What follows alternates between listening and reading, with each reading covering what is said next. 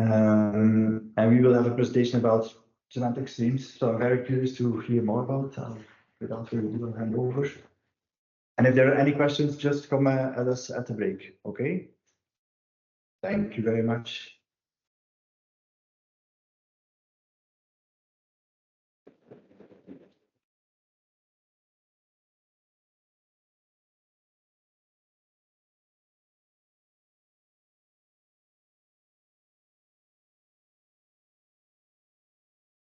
Already set up for streaming, right?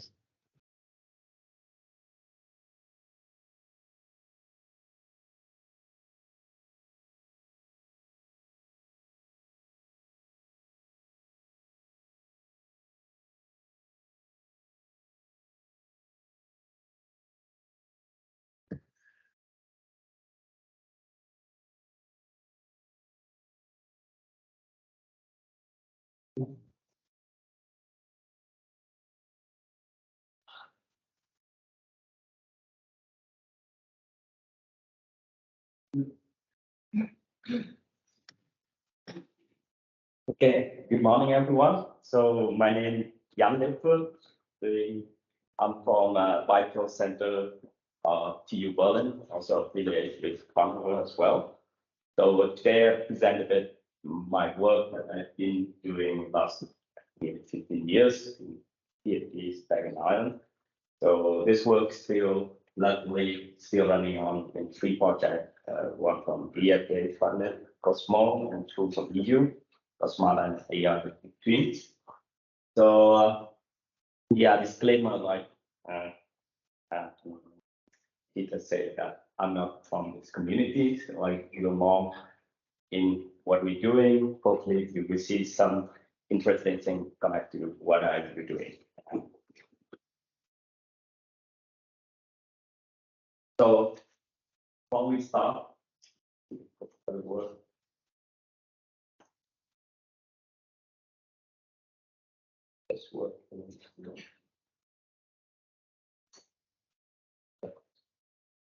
okay. So just a bit about me and my work. So one of the initial work that we started with for semantic community is there's a need to use semantic to model sensor data. It's basically sensor observation and actuation from the beginning. I think we started work from 2009 when I started my PhD.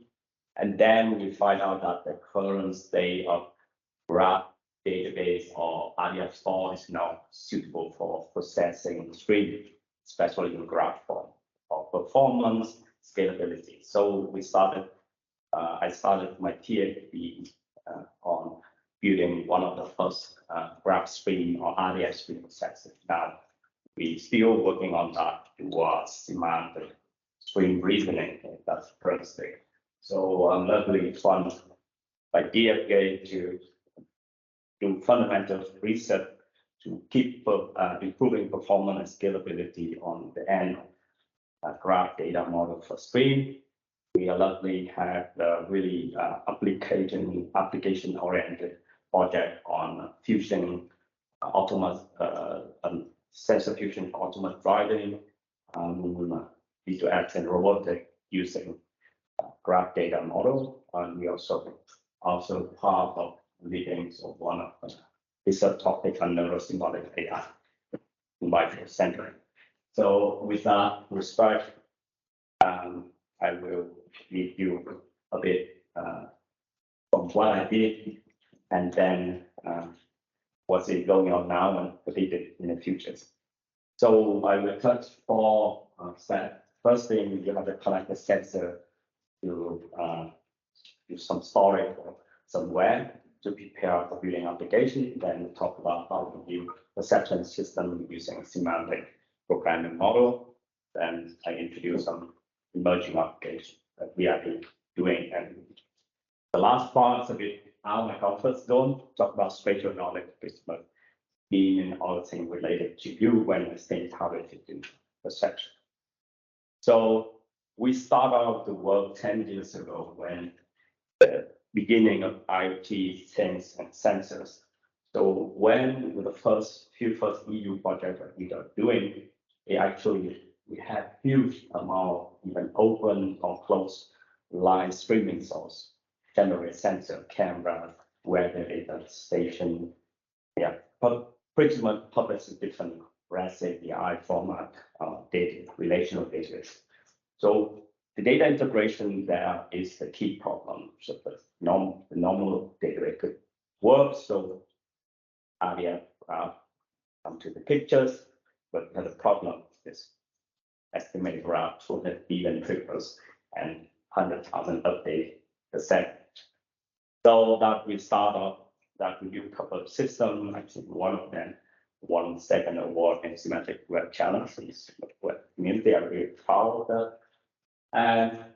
But underneath is what we see how we find a semantic model, how to represent what the original from semantic perspective in this. So one of the things that we look back even beyond what was formed the idea of semantic web-based semantic network come from linguistic or cognitive science. One interesting definition of mostly the theories from Evan Turing is defining two parts of cognitive system of the human is semantic memory, where this form the knowledge of a person about the words or verbal word when you present the general knowledge of the words through the symbol, concept, and relation. So what our interpretation what we do in knowledge is semantic knowledge. The other part related to speech thing, actually we have a part that correlated that the episodic memory. Actually, you receive data from the sensor from the eyes, and you have information stored and cross it over, and you create some kind of temporal graph. So from that, we can see that we can view programming model of some sort to encode information in some memory or storage. Then you can compose and carry out some reasoning. With that, we have some conceptual view how to take that inspiration to use the graph of the way to model information. So to take it, one really interesting opportunities. I don't. The pointer doesn't work. Okay. So you see that whenever you see from your eyes, you're going to visual cortex, and then actually that verify my two type of stream information they call process stream, pretty much help you to see and know where or in your space or in your environment. And the other is a ventral stream, which might help you to understand what it is in you see. For example, you can interpret what you see in the traffic, whether people and the ego see things, what we interpret. The interesting that if you connect with what you see, semantic memory and episodic memory, basically these things form some kind of two stream of information where we can symbolically present as a node in the graph. So there's a lot of technology in computer vision over the years, take these inspiration to do object detection, segmentation, tracking, optical flow, you name it. For us, it's kind of what happens there in model at the graph. The first thing you can present a symbolic stream of data, and then you present the graph. Actually, to correlate that, we need some computation. So if you see the computation, how you can translate the graph connected some part information. The other part is quite interesting is the structure of the word. So in our word is ontology or something you see really early days or word net or semantic network, where you see the concept you form, because it is still information when sensing, you will learn the structure and semantic structure. So you have semantic graph, a stream graph, and connect it together to two parts of brain and build the computation. So for us, interpretation here you can still use the metaphor of the conceptual model of human connection somehow to find a way to manipulate this semantic symbol and build the programming model out of that. So for that, from engineering perspective, this end, we have IoT data, social network, all the form of stream. In receivable in the middle here, you will display everything in that. Then you want a single data model. The other, you can decouple application.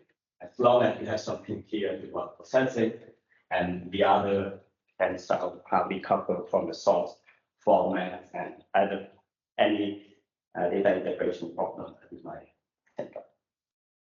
So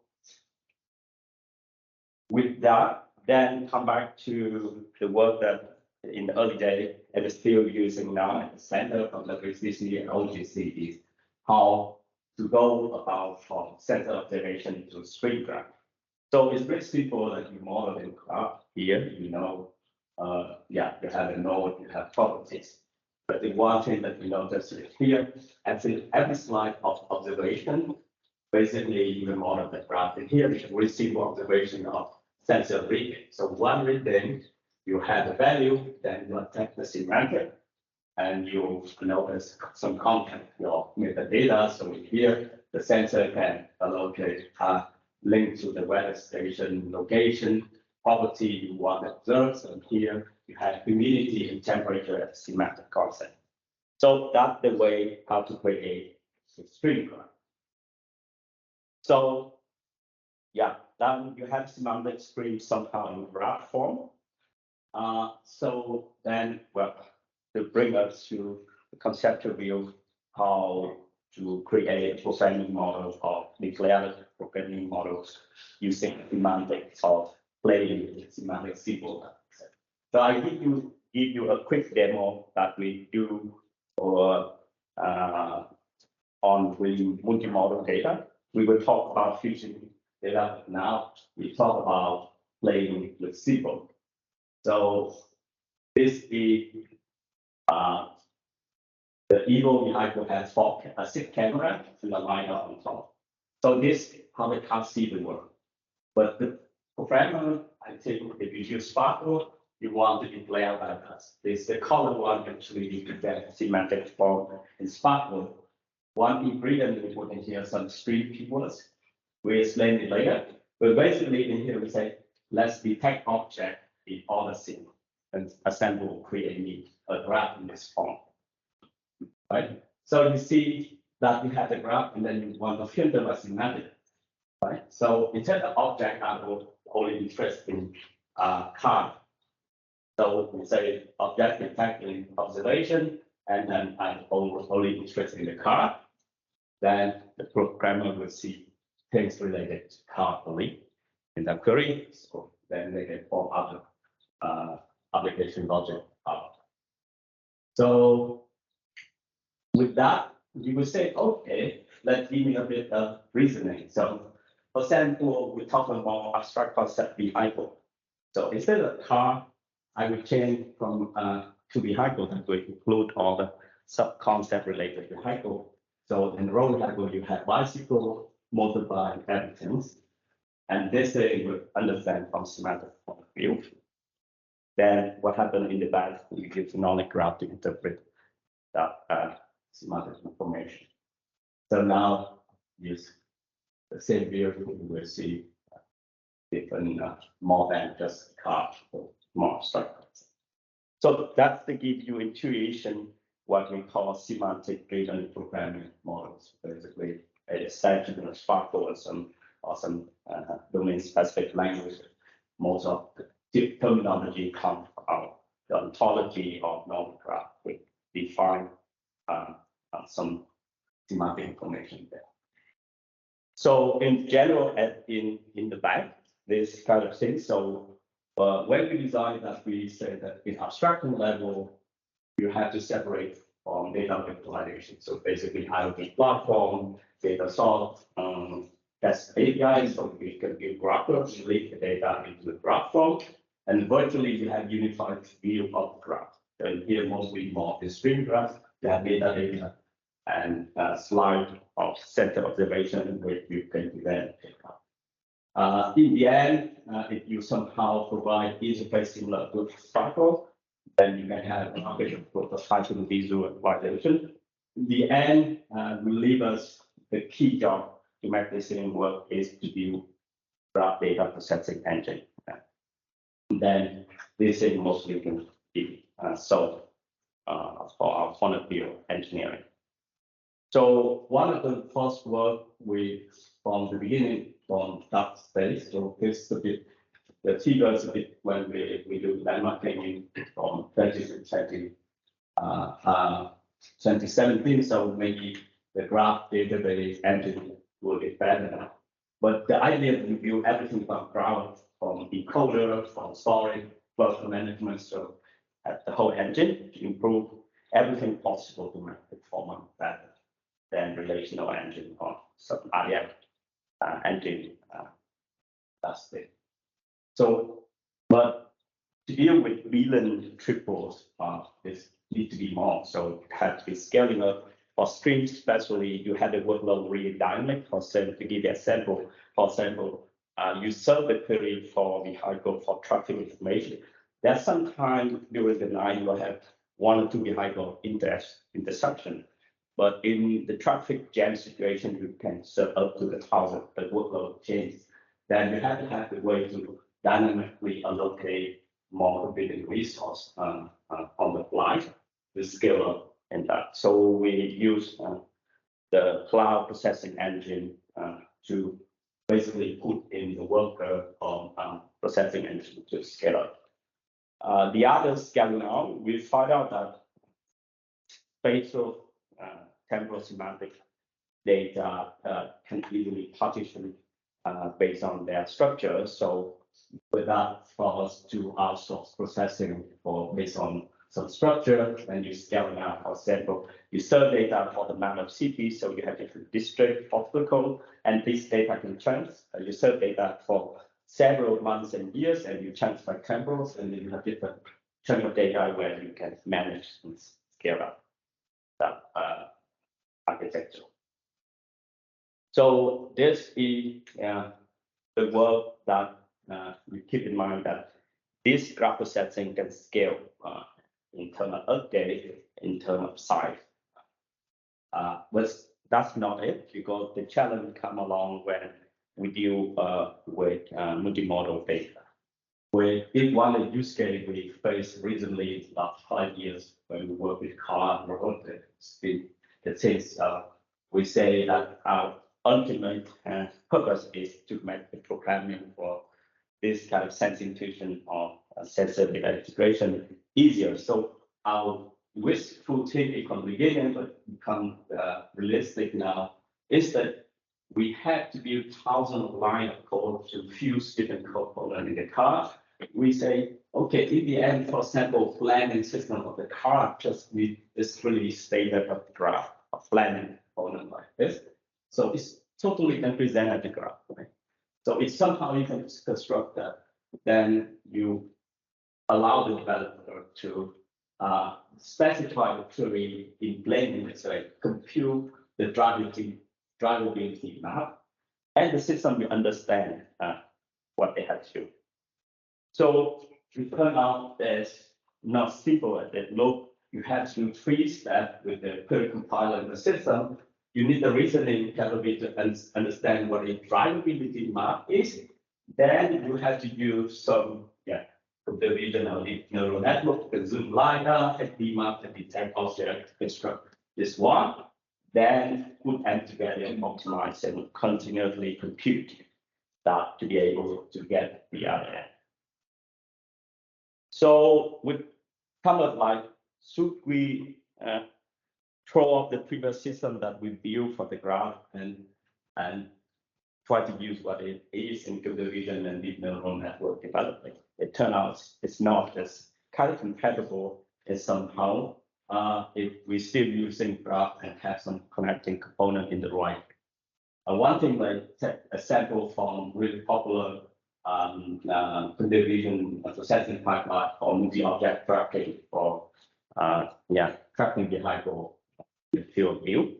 So the first thing is our modeling or processing of graph is try to symbolize things into graph node and relation, and then you throw it in some graph processing, and then you do the job. First thing you have to do that. So actually in here it's quite easy with nowadays. I think is you can type 1 line, 10 line of code to do object detection with deep neural networks. Basically, you get pre-trained model, you get run it, and you have one loss the object, right? Then come up with the job how to present it in simplest way. So this is the data log presentation, but later I will present how to present it in RDF graph or RDF star. So basically, you use object detection for segmentation, something you bring back to the symbol like presentation, and then now you have stream of semantic symbol, which will somehow go back to what we are comfortable to do as a graph. So then when you have symbol, then you can build the logic with something from the state of processing and correlated in the logic of Sparkle query or if then else if you wish. So in here, we say the component of programming this semantic symbol, we can use rules and association hypothesis that people use to build vision for like crafting and building the other algorithms. So basically, you would think about very simple way to construct a lot of if then else relation. And then if you use what you have in knowledge, you have really good complex system with ability to reason on the reasoning capability. So we come back to our comfortable zone, what to back with ontology. So I introduced before what we model the streaming data for the graph is basically we use ontology to model how the sensor observe things and we bring observation to present a graph. What is missing from the semantic sensor network ontology standardization back then, we did the thing about multimodal data like point cloud, image.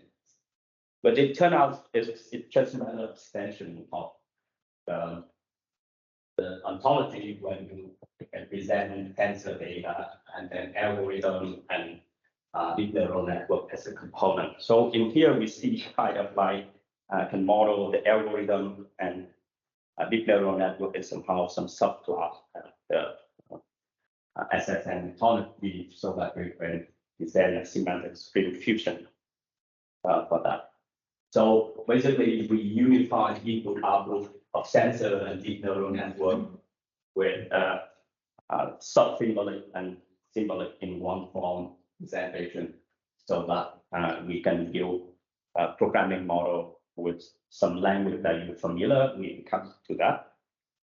So this is something that might be familiar to you. So what we present previously in Datalog, but basically even presented it in RDF star. For example, you have object detection, you have the car, and documents or result time, and this kind of snapshot that we talked about one observation at RDF star. So this is where talk about Sparkle or some query language the graph that we can do the match with that. So coming back is with that data model, is Sparkle enough? For us, it's not enough. Also, even rule language logic is not enough. So we have to deal with uncertainty because it's what's coming out of deep neural network and all the computer vision algorithm extract from high-dimensional data, the symbolic will also entail some uncertainty.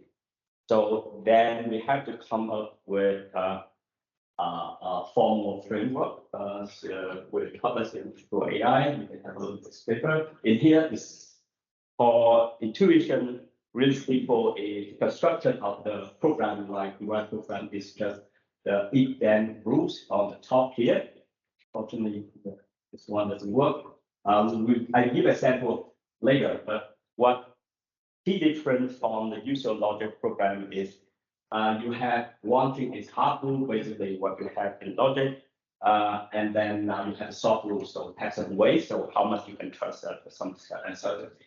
And in one form specification really simple, yeah, in the first form, then you can pretty much generalize what already there with logic programming, ontology, presentation, and graph, but we add on top the uncertainty with some facts that you need to present in the graph. So this is one of the first presentation language. It's not in Sparkle, hold that part of it. So it's really great because this language is really concise, more expressive than description logic, because we have some other negation we have to do with common sense reasoning, but because we work with a group of smart actors in Giovina, so we start with answer set programming. So in here, the hard rule is all the rule that you get from common sense and your background knowledge. The other soft rules is still rule, but if you put in the program a soft rule, then the way will be learned, talk about how to learn that later. But basically, you have if then rules with something that we say, if you don't have the background on unset programming, don't worry, we bring it to what you're familiar with Sparkle and Cycle later. So, but then what is in this rule is a hard rule is we have to present two important things is common sense, the knowledge that you have from event calculus, for example, you want to enforce the law of inertia, the axiom for trajectory, cause and effect, which is really important for some really high expressive reasoning and spatial computation to a top abstract. And you can be co-domain specific knowledge like object motion constraint, pattern, optical law, or optical flow. One important, one interesting, presented it later, how to integrate with expert knowledge embedded in object and building and roles where you can extract valuable information from those information. But this thing is basically what they already have in knowledge representation and reasoning for a why. We don't invent anything new, just to incorporate this kind of thing. What is new is here the soft rule. So we call association hypothesis. Basically, is if then else. If then rules not else. So you see on the right side the condition and the weight, right? So you see the weight normally with some work proposed before, but you have to specify weight. Here we propose some weight learned.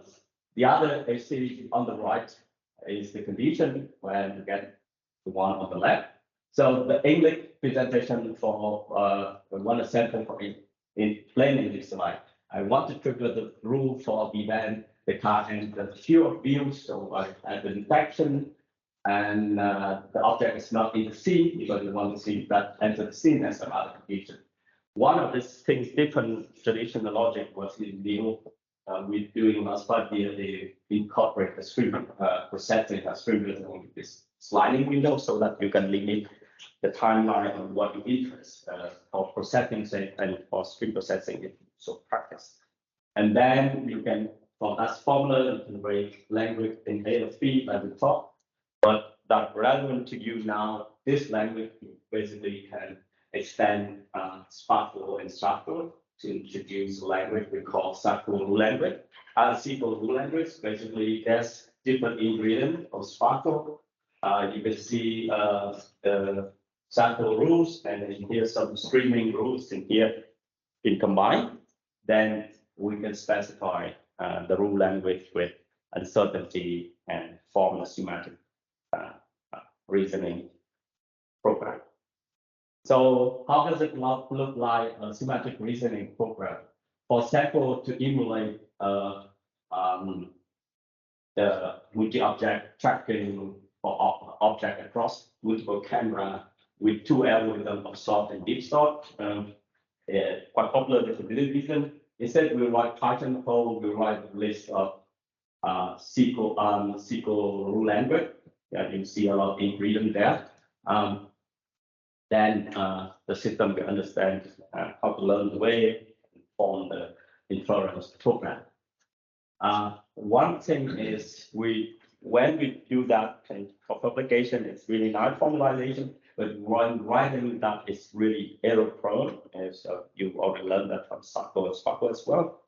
So, and then you think like, why? So can we automate that? Because with language model come to equation, then it's instead we say something we can and the fuel view, then we can suggest a language, and then now we are dealing the way to automate that. Right now, it's quite promising with what people provide with a language model with Copilot right now.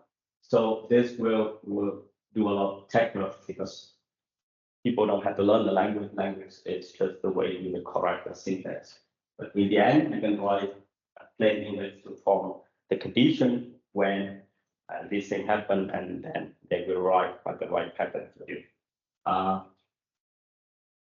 So that's the process of writing program. So currently, you have to write this program in text file to pilot, construct a string reasoning program, but yeah, soon we will have a way to automate. So come back to what you have at the program. So you have to build engine and some framework to process that. We still using the core workflows for processing the graph processor that we introduced in the first part of the talk. But what we have here is we put a reasoning program, and similar to the normal training for deep neural network, we have some ground truth here. It fits the system, and it will automatically adjust the weight. And then coming out, we had a reasoning program inference time, and then we can zoom from high-dimensional data and generate the worst bit, the probability map that I introduced you. There's a lot of technical work like we have to introduce some element of incremental reasoning and game learning. There's a lot of unpacking some application into interest in the technical. It's quite a technical detail. So that would work for semantic string reasoning. So that here you might ask, it look like theoretical work, and what's the application of that? So one application that we are working now and really excited is we're looking for how the car building the sensor fusion of perception system of visual vehicles. Here is one really old work on Mercedes. They already started working now. Till now, you see about Tesla, but I think the car company already think about autonomous driving for a while. So they had to use different kind of sensor to construct the system. In the end, they have a problem that the car couldn't see far enough from what the sensor can give. They still have problem with when the weather is going down, there's a big vehicle in front. So the line of sight limit by the physical construct itself, not the sensing capability. Even some people intended to use a military radar that could have 1 kilometer of field of sight, but still the obstacle in the way you cannot see through the vehicle. And what we can see with semantic string is basically the vehicle can communicate and share perception, and the vehicle and road infrastructure can share knowledge information for them to fuse information better. And what is actually shining in our perspective is we can use semantic string for communicating information, because when you bring back the what high-dimensional data to a symbolic string, the perception stay really small, like 1,000 times smaller, than will effectively help the vehicle and road to communicate efficient via 4G, 5G, have low latency communication in real time. I give you some example we do in Semantic project here. So you see that the vehicle want to communicate intention. They don't need to send LiDAR data with the other to see to show what they see, but they also show, send the state of the work in JSON format and some form with really small, and then the other can receive like within below 100 milliseconds what they, or even 50 milliseconds for the near real time condition.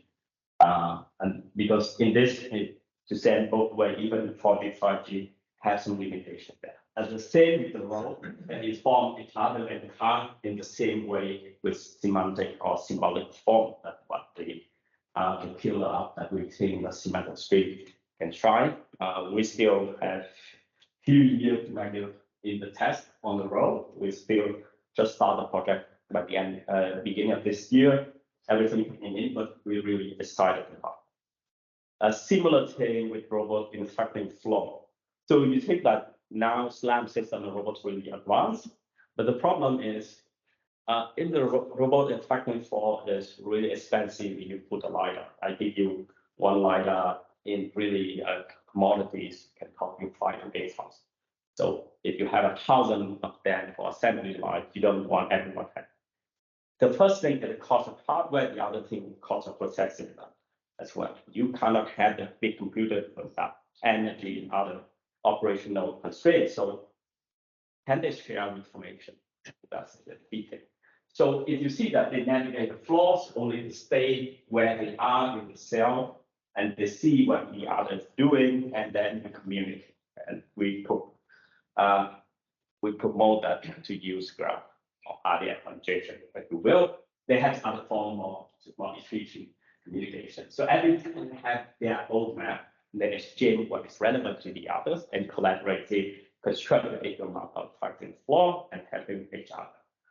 And then in total, for the company like Dell or Siemens, they don't care about technology, but like give me a total cost of ownership so that I can run factoring floor in 30 days or much or something. So that also the starting things. To make this work that bring to something really might be relevant to some of you. So one of the things we don't build things from scratch. We take from what we established in Roscoe's SLAM system. So to build that is one really modern system that we are working. Actually, we chop all the channels to become the underlying open of our graph processing engine. In the end, we want what is here to have the graph representation, where is the mesh of the network, we get a region or some structure in segmentation. In the end, what you get here is a different level of graph or different abstraction that you extract the semantic from the pixels in the region system of the graph scene, of the layout or viewing and drawing graph structures.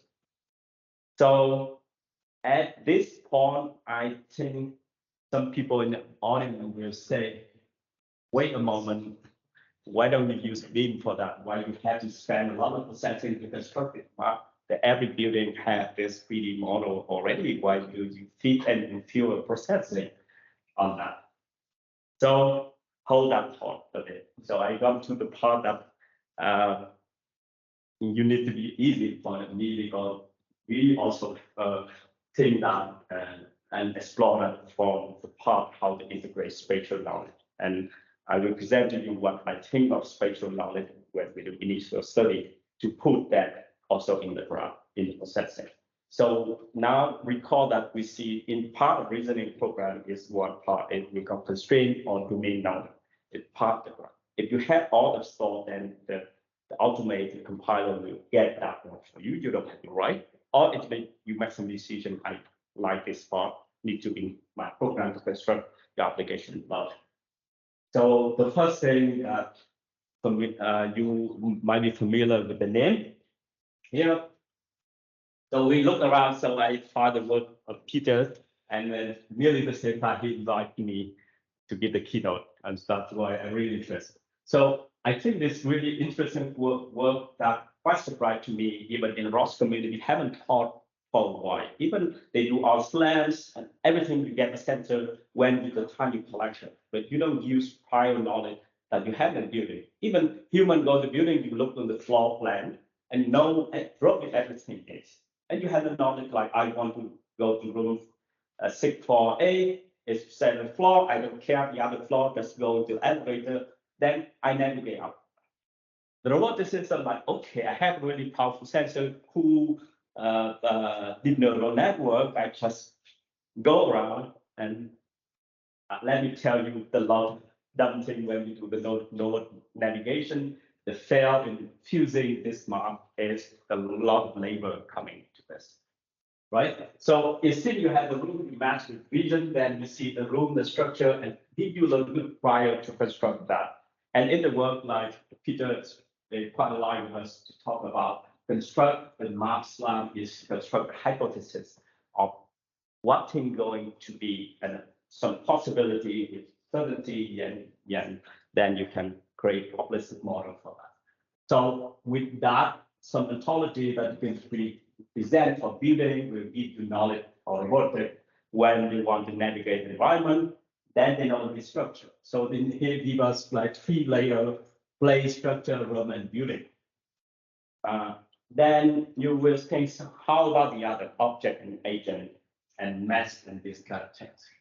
Actually, that's quite what computer vision comes from getting the data from CAD model to build 3D model of the world using vision and sensor fusion. This one of the sample you can see.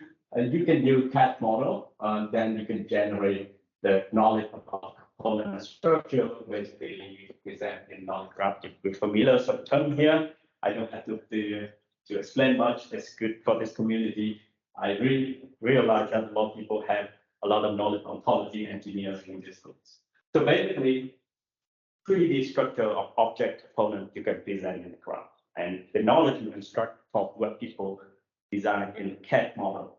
And this, they create you a good storage knowledge. You can store knowledge graph in some form. You can query by embedding, similarity in this thing to get kind of similarity of the structure that we want to do well. Then, yeah, the cool thing, you can spark with it, right?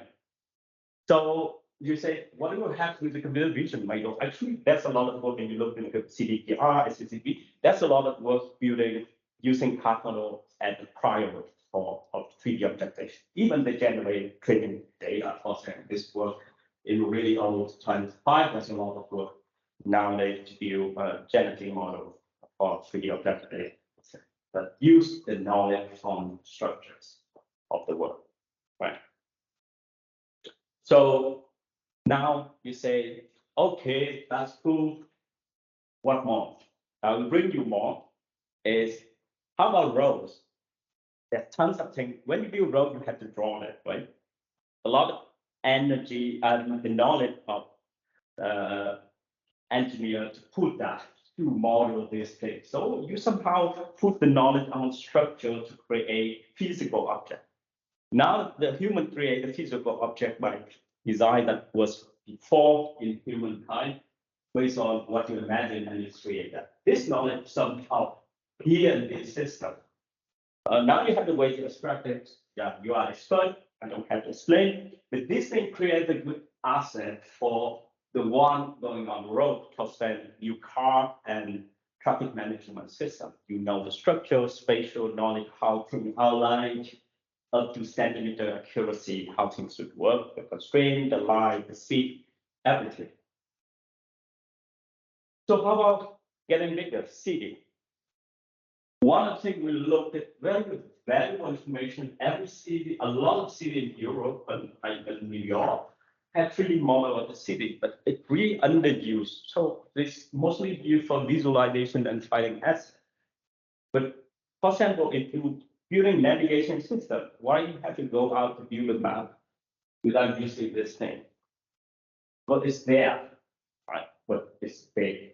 I think we have some chat with some people here on how to build semantic model. That's really interesting. But these are assets you say how to build it, how I don't know, millions of hours of engineer to be able to build this structure. Why do we use them? And then I think with that you put the whole picture from the macro scale to micro scale, you have a lot of information there to explore the structural knowledge. And then now bring you to the end of presentation with one question. Do you think that spatial knowledge will have to be better perception system will work beyond what large language model that ChatGPT can do? I give you my take, and you are the one really that kind of knowledge. But I think language is kind of really serious or flat presentation. But what you have the spatial knowledge work from the early day, what you building construction before the computer time. You imagine the whole world. I actually imagine you bring the modern world today, how you build pyramids, how you build roads. This is from human knowledge translate to this spatial knowledge to construct what we are in the construct today. So if you can use the knowledge to new kind of model on whatever is, it must be more complicated for perception system. So we also believe that there's some part then to build the new modern perception system, which I don't think the current language model can do much on a lot of reasoning inside perception system. That concludes my keynote talk today.